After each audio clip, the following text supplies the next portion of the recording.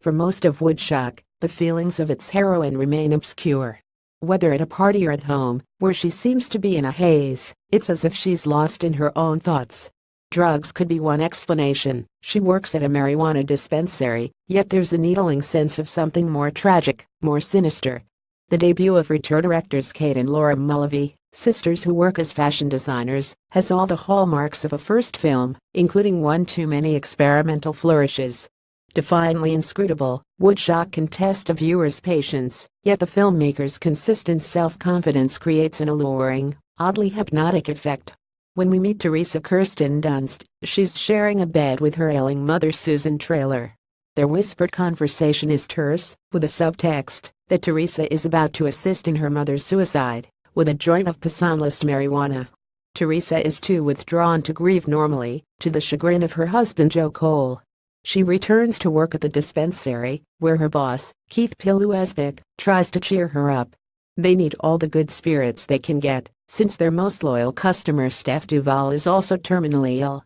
Kirsten Dunst, the often stoned protagonist in Woodshock, the debut film from a team of haute couture fashionistas and her sisters, tests the viewer's patience, but has dreamy style to burn. A24 is for plot, an accidental killing and its aftermath, seen from Teresa's point of view, are at the center of Woodshock. Dunst is in practically every scene, and her focus is so inward that all supporting characters eventually lose patience with her. Although her performance doesn't generate much sympathy, it is at the same time magnetic. During one long stretch, Teresa wanders her home, inspecting her fridge and mulling whether to take a shower. Is she debating her own suicide so high that she finds the notion of creature comforts far out? Dunst never fully reveals Teresa, with the film building an understated tone of curiosity about what she'll do next. It could be anything. Throughout Woodshock, the Mulvey sisters return, again and again, to strange evocative imagery.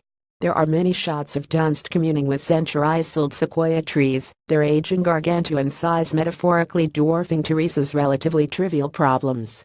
The camera often distorts the actress's face, via reflection or neon lighting, in a muted way that evokes the feeling of being high.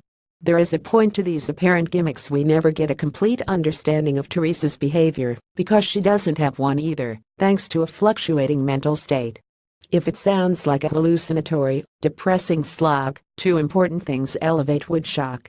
The first is the performance of Asbjørn, a veteran of Danish cinema and television who made a strong impression as Euron Greyjoy on Game of Thrones. His performance as Keith is relatively muted and compassionate, yet there's a devilish charm to the character.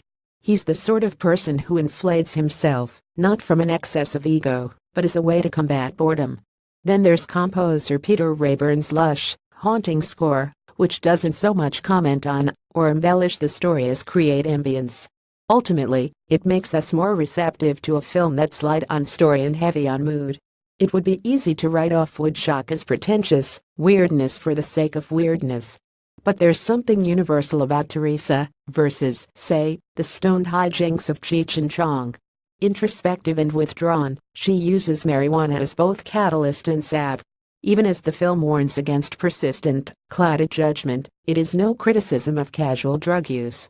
Sustained, chemically induced bliss can be a blessing, Woodshock suggests, even up to the point at which the fog is the only thing left to see. At Landmark C Street Cinema. Contains strong language, violence, pervasive drug use and nudity. 100 minutes.